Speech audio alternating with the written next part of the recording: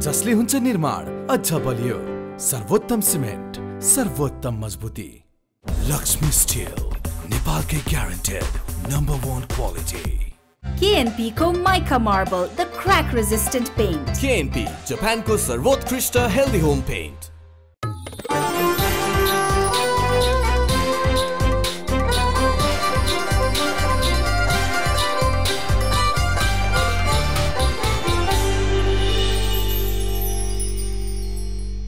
नमस्कार दर्शकवृन्द, सिन्धुपाल्चोक जिल्ला जुगल गाउँपालिका वडा नम्बर 2 लिदीमा गएको पहिरो र त्यसले निम्ति आएको क्षति अपत्यारिलो र दुःखद रह्यो। पहिरोमा पुरिएर 39 जनाको ज्यान गयो भने 37 घर क्षतिग्रस्त बने। बाढी पहिरोमा परि 1 महिनामा 101 जनाको ज्यान। त्यस लगत्तै कालीकोटको तिलागुफा नगरपालिका 1 नागमोमा आएको पहिरोले 4 घर भत्किँदा एकै परिवारका 4 सहित 10 जनाले ज्यान गुमाए। सिन्धुपाल्चोककै मेलम्ची, सुदूरपश्चिमका अन्य भूभागहरू, मध्यमाञ्चलका गुल्मी, अर्घाखाँची लगायत यता बागलुङ पर्वतका स्थानहरूमा पनि बर्खा लगत्तै आएको पहिरोले ठुलो जनधनको क्षति गरेको थियो। यस्तो घटना प्रत्येक वर्ष वर्षा समयमा आउने गर्दछ, हुने गर्दछ देशका अनेकन भूभागहरूमा। तर जोखिमयुक्त बस्तीलाई दीर्घकालीन स्थानान्तरणका लागि खासै ध्यान दिन भने सकिएको छैन।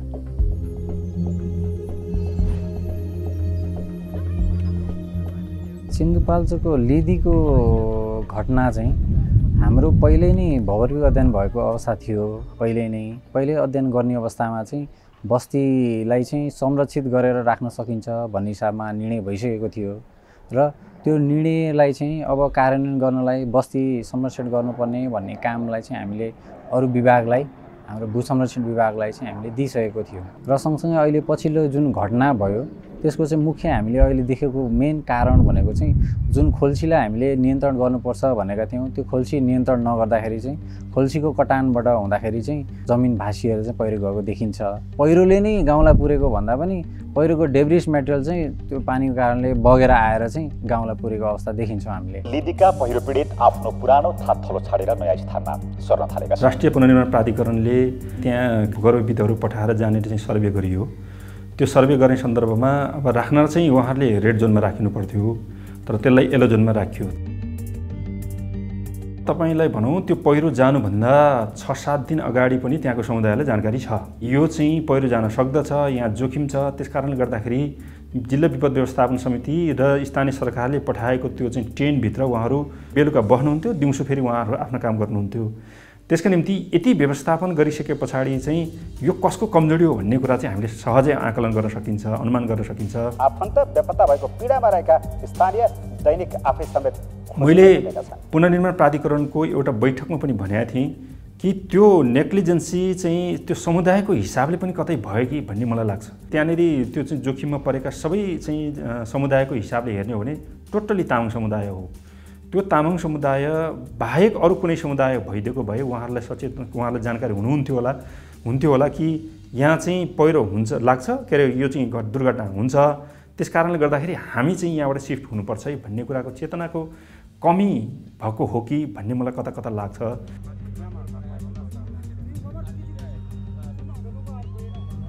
छोटो समयमा हामीले अध्ययन गर्दाखेरि चाहिँ त्यही अवस्थालाई मात्रै हामीले अध्ययन गऱ्यौँ र त्यो गाउँपालिका अथवा गाउँ नै चाहिँ राम्रोसँग अध्ययन गर्ने हो भने चाहिँ त्यसलाई चाहिँ हामीले अलि डिटेलिङ भनौँ न मोनिटर गर्नुपर्ने, साँच्चै जमिन सरेको छ कि छैन भन्ने हिसाबमा अथवा रुखहरू ढल्केका छन् कि छैनन् भन्ने हिसाबमा हामीले अथवा अरू कुनै इन्स्ट्रुमेन्ट जस्तै सोइलकै चाहिँ डेप्थ के कति छ, सोइलको मुभमेन्ट छ कि छैन भन्ने हिसाबको र सँगसँगै त्यसमा चाहिँ स्थानीय तह अथवा गाउँलेहरूलाई नै सोध्छौँ पानीको मुहान कहाँबाट फुट्थेन, त्यसको लागि चाहिँ हामीले रेगुलर मोनिटरिङ गर्न एकदम जरुरी छ र त्यसको आधारमा चाहिँ हामीले प्रिडिक्सन चाहिँ गर्न सक्छौँ। जस्तै ल्यान्डस्लाइडकै केसमा, प्रिडिक्सनको केसमा चाहिँ हामीले यो बर्खाको समयमा हुने ल्यान्डस्लाइडहरूलाई चाहिँ त्यति प्रिडिक्ट गर्न सक्दैनौँ र बर्खाभन्दा अरू समयमा जाने र निकै ठुला पहिराहरू छन् भने त्यसका चाहिँ केही न केही सिम्टमहरू जस्तै रुख ढल्किएका केसहरू अथवा बर्खाकै बेलामा पनि भल पानीमा चाहिँ पानी एकदम भल टाइपको अथवा माटो मिसिएको पानीहरू बग्ने अथवा अरू नै भनौँ न चुला चिराहरू बिस्तारै पहिलो दिनमा देख्दा भन्दा पछि फाटिँदै गएको देख्ने हो। त्यस्ताहरू समस्या देखियो भने चाहिँ यो पहिरो चाहिँ ठुलो होला अथवा भने त्यस्ता खालको चाहिँ साइनले गर्दाखेरि चाहिँ हामीले प्रिडिक्सन गर्न सक्छौँ। अब यस विषयमा चाहिँ के थियो भने अब मान्छेहरू पहिलो कुरा त मान्छेहरू आफै सचेत हुन एकदम जरुरी थियो। उहाँहरूले चाहिँ नि बस्ती जोखिममा छ भन्ने उहाँहरूलाई पहिल्यै आकलन भइसकेका थियो, चिरा परिसकेका थियो भन्ने, जबकि एक हप्ता अगाडिको मात्रै चाहिँ कुरा थियो त्यसमा होइन। एक हप्ता अगाडि चाहिँ उहाँहरूले चाहिँ चिरा परेको देखियो होइन, यस्तो असर पर्दैछ भन्ने देख्दै मान्छेहरू चाहिँ आवत जावत गरिराख्ने कारणले गर्दाखेरि मानवीय क्षति भयो होइन। मानवीय क्षति हुनबाट हामीले यदि उहाँहरू अवेर हुनुहुन्थ्यो भने त्योबाट रोक्थ्यौँ पहिलो कुरा त। र दोस्रो कुरामा अब पहिरो नियन्त्रण गर्ने कुराहरूले अथवा भनौँ न बस्तीलाई चाहिँ मान्छेहरूले कस्तो अवस्थामा हुन्थेन अथवा हामीले त्यही अवस्थामा हेऱ्यौँ भने खोल्सीको नजिकै उहाँहरूको संरचना पनि भएको देखिन्छ होइन। वास्तविकता त हामी हेर्ने नै छौँ। मलाई एकदम पहिलो कुरा लागेको चाहिँ मान्छे सचेत हुन एकदम जरुरी थियो। उहाँहरूसँग प्राविधिक हुनु जरुरी थिएन कि उहाँहरू आफै सचेत हुन एकदम जरुरी थियो भन्ने मलाई लाग्छ। चिन्ता कुनै पनि खालको चिन्ता तपाईँहरू नलिनु होला। अवस्था हेर्दाखेरि अत्यन्त दयनीय, किनभने त्यहाँ कसरी घटना घट्यो र त्यतिजना मान्छे त्यो चाहिँ बाग्लो बस्तीमा यो पहिरोले किन त्यत्रो चाहिँ क्षति भयो भन्ने कुरा चाहिँ हामीले अनुमान गर्ने हो भने हामी त्यहाँ चाहिँ एकदमै भावुक भएर स्तब्ध भएर आँसु झार्ने विकल्प बाहेक अरू विकल्प देख्दिनँ म। अब त्यो दृश्य अहिले हेर्दाखेरि सरस्वती हेर्दाखेरि हामीले त्यहाँ मान्छे बस्ने योग्य ठाउँ होइन। यो भौगोलिक हिसाबले त्यहाँ चाहिँ समुदायको हिसाबले जीविकोपार्जन गर्नका निम्ति मान्छेहरू त्यहाँ बसे र त्यो जीविकोपार्जन गर्नका निम्ति त्यहाँ बस्दाखेरि अब भौगोलिक हिसाबले स्वभावैले त्यहाँ समुदाय जसरी बसे अब त्यो विकट ठाउँहरूमा चाहिँ ठाउँको कारणले गर्दाखेरि पनि मान्छेहरू चाहिँ धेरै क्षति हुने स्थिति भएको हुनाले अब त्यो भूगोल जस्तो सुकै भए पनि त्यो सहनुपर्ने स्थिति भएर आफ्नो जीविका त्यहीँ गुजारा गर्नुपर्ने स्थिति भएर मान्छेहरू बाध्य भएर त्यहाँ बस्नुपर्ने स्थिति छ। पहिरो र डुबानको उच्च जोखिम देखाउँदै मौसम पूर्वानुमान महाशाखाले सतर्कता अपनाउन भनेको छ। नेपालका पहाडी जिल्लाका अधिकांश बस्तीहरू पहिरोको जोखिममा छन्। त्यसमाथि 2072 सालको भूकम्पले थिलो पार्ने गरी हल्लाउँदा जमिनहरूमा अझ जोखिम थपियो, जसमध्ये राष्ट्रिय पुनर्निर्माण प्राधिकरणले भूकम्प प्रभावित 22 जिल्लाका करिब 500 बस्तीलाई असुरक्षित बस्तीमा सूचीकृत गरेको छ, जसमा 4829 असुरक्षित बस्तीमा रहेका लाभ रहेछन्। सुरुमा चाहिँ भूकम्प गइसकेपछि गृह मन्त्रालयबाट करिब 475 स्थानहरू जोखिममा छन् भनेर त्यसको आँकडा हामीलाई प्राप्त भएको थियो। एनआरए गठन भइसकेपछि ती बस्तीहरू वास्तवमा जोखिम हुन् कि होइनन् भन्ने विषयमा नै अध्ययन गराउनु पर्ने थियो। हामीले बजारमा एभाइलेबल भएका जुन जियोलोजिस्टहरू हुन्, जियोलोजिकल इन्जिनियरहरू, मार्केटमा एभाइलेबल जियोलोजिकल इन्जिनियर सम्पूर्ण परिचालन गऱ्यौँ हामीले र त्यसपछि त्यसको स्टडी गरायौँ र स्टडी गराइसकेपछि करिब 500 बस्तीहरू चाहिँ जोखिममा देखिए। त्यसपछि त्यो प्रोटेक्सनको लागि हामीले 2टा विभाग, जल उत्पन्न प्रकोप नियन्त्रण विभाग र अनि भू तथा जलाधार संरक्षण विभाग, 2टा विभागहरूलाई हामीले बजेट एलोकेट गरेर अनि संरक्षणको काम गर्नु भनेर हामीले रकम पनि विनियोजन गऱ्यौँ ती विभागहरू मार्फत। र सुरुका 2 वर्षमा त्यसरी काम भयो र पछिल्लो वर्षमा चाहिँ हामीले बजेट चाहिँ प्राप्त गर्न सकेनौँ र केही थोरै मात्रामा उपलब्ध भएको बजेटबाट सिएलपिआई डिएलपिआई मार्फत पनि हामीले केही प्रोटेक्सनको कामहरू गर्न लगायौँ।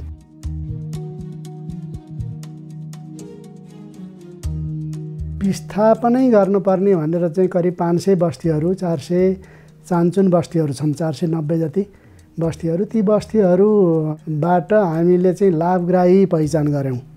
लाभग्राही पहिचान गरेपछि हामी करिब 500 लाभग्राहीहरू चाहिँ हामीले यकिन गरेका 500 लाभग्राहीहरूमध्ये बाँकी चाहिँ हामी 500 जनालाई चाहिँ व्यवस्थापन गर्नुपर्ने छ जग्गाको, अरू सम्पूर्णलाई चाहिँ हामीले व्यवस्थापन गरिसकेका छौँ। प्रोटेक्सनको कामहरू गर्नुपर्ने कुराहरू पनि केही स्थानहरूमा अझै पनि गर्नुपर्ने कुराहरू अझै पनि जल्दोबल्दो रूपमै देखिएको छ। विशेष गरी यो बर्खाको टाइममा, मनसुनको टाइममा जहाँ जोखिमहरू छन्, 2 नम्बर क्याटेगोरीमा परेका बस्तीहरू थिए, ती बस्तीहरूलाई संरक्षण नगरेको कारणले 3 नम्बरमा परिणत भएको र संरक्षण गर्न सकेको भए 1 नम्बरमा परिणत गर्न सकिने अवस्था पनि हुन सक्थ्यो। भूस्खलन चाहिँ भूकम्पबाट पनि हुन्छ र अरू बाढी पहिरोबाट पनि हुन्छ। त्यसले गर्दाखेरिमा अब भूकम्प गएको चाहिँ 5 वर्ष पुरा भइसकेको छ। अहिले अब बाढी गएको कारणले अनि त्यसपछि बढी पानी परेको कारणले पहिरो जाने जुन क्रम छ त्यो क्रम त कहिले पनि रोकिँदैन। हरेक वर्ष मनसुनको टाइममा चाहिँ त्यो समस्या आइ नै रहन्छ र भूकम्पको कारणबाट जुन चिरा परेर अनि त्यसपछि जोखिम थिए बस्तीहरू त्यसको स्टडी त हामीले गरायौँ, त्यसको आधारमा हामीलाई रिपोर्ट प्राप्त भयो। तर बाढीको आधारमा गएको चाहिँ जुन विपत्ति हो त्यो विपत्तिको त हामीले अध्ययन गरेका छैन। त्यसले गर्दाखेरिमा तत्कालीन समयमा जुन भूकम्पबाट क्षति पुगेको थियो र सम्भावित चिराहरू परेका थिए त्यसको आधारमा अध्ययन गर्ने र त्यसलाई चाहिँ सम्बोधन गर्ने कुराले चाहिँ प्राविधिकहरूले त्यसमा केन्द्रित भएर रिपोर्ट प्राप्त गर्यो, यानि एनआरएले रिपोर्ट प्राप्त गर्यो र त्यो रिपोर्टको आधारमा एनआरएको चाहिँ एक्जिक्युटिभ कमिटीले कार्यकारी समितिले त्यसलाई चाहिँ सम्बोधन गर्यो, पोलिसीबाट सम्बोधन गर्यो, लाभग्राही बनाएर सम्बोधन गर्यो, त्यसलाई चाहिँ अब प्रोटेक्सनको मेजर्सहरू अवलम्बन गरेर चाहिँ संरक्षण गर्यो। त्यो गर्नुपर्छ भनेर चाहिँ नीति बनायो र कार्यान्वयनको लागि चाहिँ जिम्मेवारी तोक्यो। 72 को भूकम्प पश्चात चाहिँ निम्तिएका जुन समस्याहरू पहिरो अथवा चिराहरू परेका छन् अथवा त्योबाट भएका भइसकेका अरू समस्याहरूलाई चाहिँ कुन कुन बस्तीमा चाहिँ कसरी क्षति पुर्याएछ, कति घरधुरीलाई क्षति पुर्याएछ भन्ने खालको आकलन गर्ने एउटा छोटो समयमा गर्ने खालको अध्ययन थियो प्राधिकरणको। जुन पहिरो हेर्ने भन्ने थिएन, घरलाई चाहिँ क्षति पुर्याउँछ कि पुर्याउँदैन भन्ने खालको थियो। जुन हामीसँग रिपोर्ट जुन पास भइसक्छ, हामीले अध्ययन गरेर ल्याइसकेर कार्यकारी समितिमा राखिसकेपछि निर्णय भएको रिपोर्टलाई चाहिँ हामीले तुरुन्त जिल्लामा डिस्प्याच गर्छौँ र जिल्लाले चाहिँ स्थानीय स्तरमा गाउँपालिका अथवा वडालाई चाहिँ समन्वय गर्नु एकदमै जरुरी थियो त्यसमा चाहिँ। र त्यही आधारमा चाहिँ स्थानीय तहले अथवा हामीले दिएको विभागले जसले चाहिँ काम गर्नुपर्ने थियो त्यो हिसाबले काम गर्न एकदमै जरुरी थियो। र काम के कति भयो भएन भन्न चाहिँ हामी अगाडि जान सकेनौँ। हामी आफ्नै काममा चाहिँ निरन्तरता दिइराख्यौँ उहाँहरूलाई जिम्मेवारी दिइसकेपछि। अब यसमा चाहिँ केही त्रुटि नै भयो होला।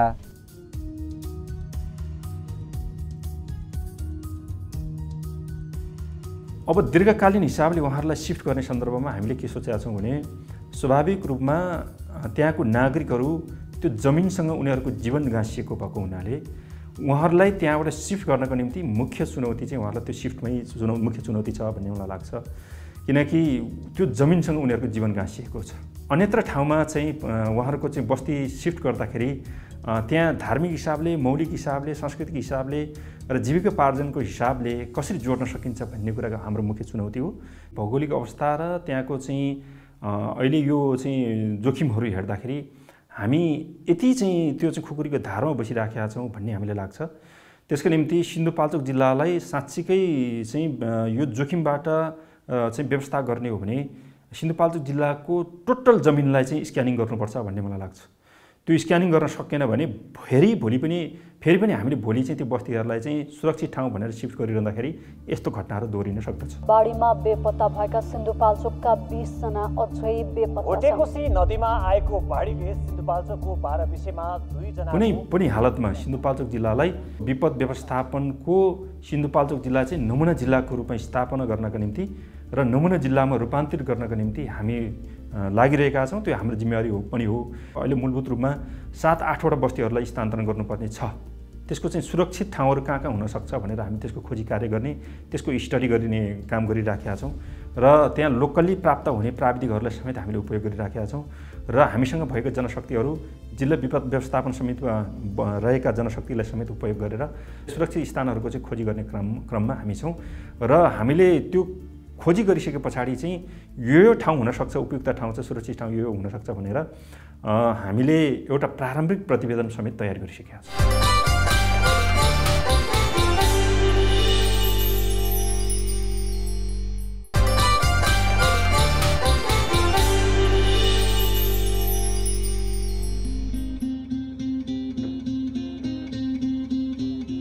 नेपालका अधिकांश बस्तीहरू पहाडमा छन्।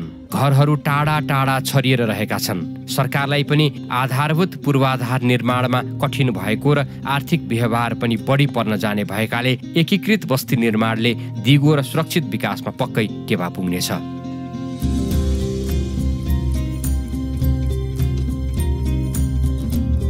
जनताको चाहनामै जग्गा किन्ने जुन प्रक्रिया हो त्यो प्रक्रियालाई चाहिँ हामीले सुरुदेखि नै यो विस्थापित बेनिफिसियरी र अनि यो भूमिहीन बेनिफिसियरीहरूलाई हामीले यो प्रक्रियामा चाहिँ ल्यायौँ जस अन्तर्गत चाहिँ अहिले हजारौँ व्यक्तिहरू हजारौँ परिवारहरू अहिले एकीकृत बस्तीमा आइरहेका छन्।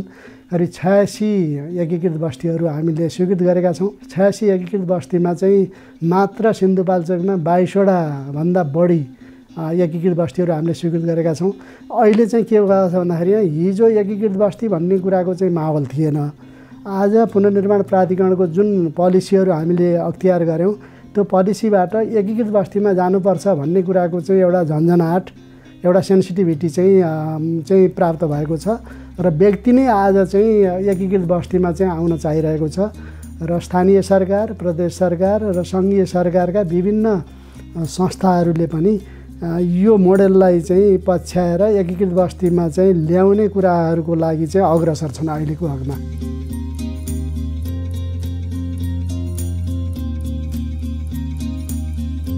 चाहेको पनि हामीले यही नै हो, छरेर रहेका बस्तीहरूलाई एकीकृत ढङ्गले विस्तार गर्ने र अनि त्यस पछाडि चाहिँ त्यसलाई मोडलको रूपमा रूपान्तरित गर्ने हाम्रो इच्छा हो। त्यसका निम्ति जनप्रतिनिधिको पनि इच्छा हो। यही मोडलमा चाहिँ हामी अगाडि बढ्यौँ भने छरेर रहेका बस्तीहरू र विपद जोखिममा रहेका बस्तीहरूलाई चाहिँ उचित ठाउँमा सुरक्षित ठाउँमा चाहिँ लिएर जानका निम्ति त्यहाँ सिफ्ट गर्न सक्यौँ भने यो विकासको निम्ति र समृद्धको एउटा अचूक औषधि हो र यो मुलुक समृद्धिको एउटा पद्धति पनि हो भन्ने मलाई लाग्छ। यो मुलुक समृद्धिको एउटा चाहिँ मुलुक समृद्धि हुने एउटा प्राप्त गर्ने एउटा खुड्किला यो पनि हो।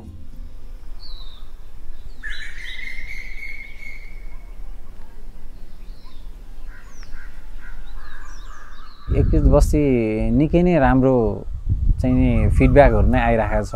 मान्छेहरू एकदम उत्सुकतापूर्वक चाहिँ हामी पनि एकीकृत बस्तीमा बस्छौँ भन्ने खालको पनि उहाँहरू आइरहेको छ र सँगसँगै हामी आफै नै अध्ययन गर्न जाँदाखेरि तपाईँहरूको बस्ती जोखिममा छ, तपाईँहरू स्थानान्तरण हुनु पर्यो, तपाईँहरूलाई नेपाल सरकारले यसरी सुविधा दिन्छ, यदि तपाईँहरू भोलि जोखिममा पर्नुभयो भने तपाईँले यस्तो सुविधाहरू पाउन सक्नुहुन्छ। जस्तै त्यसमा के छ भने एकीकृत बस्तीमा बस्न सक्नुहुन्छ, न्यूनतम 10 घरधुरी हुनुपर्छ, तपाईँहरू बस्नुभयो भने तपाईँहरूलाई पूर्वाधारको लागि थप रकमहरू दिन्छ भन्ने हिसाबमा हामीले पनि एउटा एक हिसाबमा उहाँहरूलाई प्रोत्साहन पनि गऱ्यौँ र सँगसँगै मान्छेहरू पनि यदि त्यस्तो छ भने त हामी पनि बस्छौँ भन्ने हिसाबमा उहाँहरू आफै पनि एकदम उत्साहित भएर त्यो काममा चाहिँ लाग्नुभयो र अहिलेसम्म हामीले राम्रै चाहिँ नि रूपमा चाहिँ अगाडि बढिरहेको छ एकीकृत बस्ती। If they have any queries and feedback to the authors this is question answer session and so that हामीले चाहिँ अर्गनाइज गरेको नेसनल सिम्पोजियममा एउटा पेपर चाहिँ इन्डियाको चाहिँ एउटा अथरले चाहिँ लेख्नु भएको थियो। यहाँको पुनर्निर्माणबाट सिक्नुपर्ने कुरा भनेको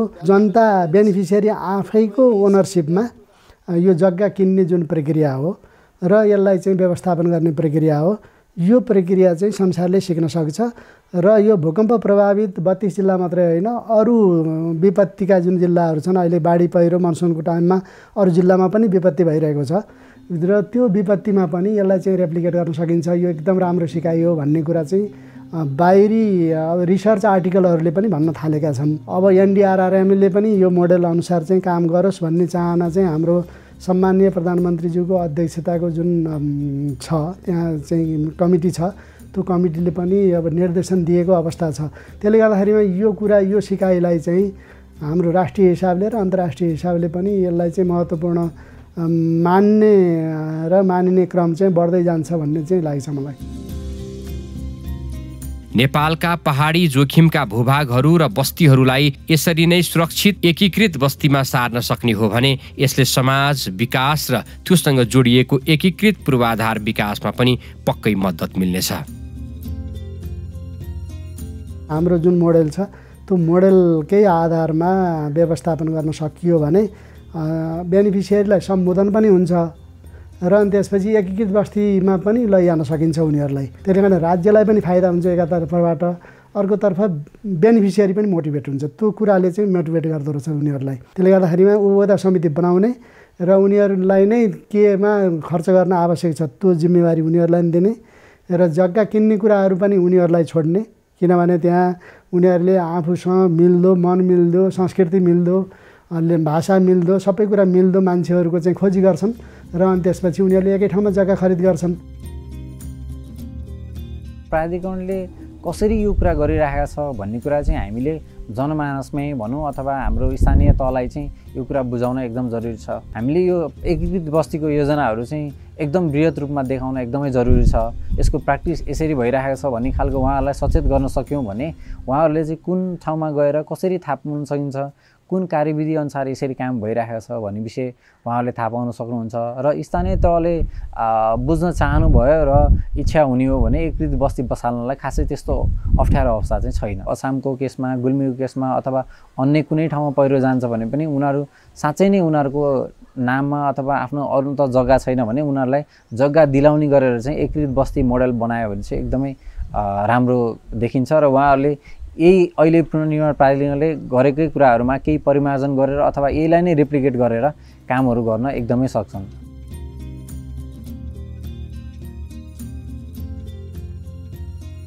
यो मुलुक विकसित भएको चाहने हो भने, हामीले देख्न चाहने हो भने यो छरेर रहेको बस्तीहरू, जोखिमयुक्त ठाउँमा रहेका बस्तीहरूलाई सुरक्षित ठाउँमा लगेर एकीकृत ढङ्गले त्यहाँ पूर्वाधारहरूको विकास गरेर सिफ्ट गर्नु नै मुलुकको विकासको एउटा चाहिँ चरण हो भन्ने मलाई लाग्छ।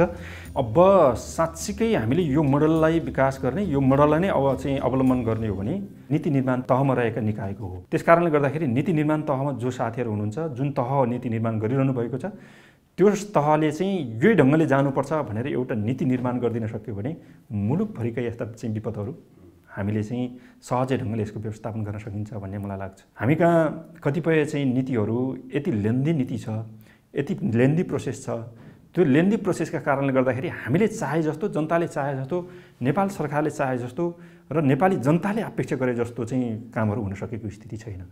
ताकि अहिले पनि तत्काल भन्नुपर्दाखेरि तपाईँलाई यो जोखिमयुक्त रहेको बस्तीहरूलाई तुरुन्तै सिफ्ट गरौँ, सार्वजनिक ठाउँमा र उचित ठाउँमा सिफ्ट गरौँ भन्यो भने बाधक कानुनै बन्द छ।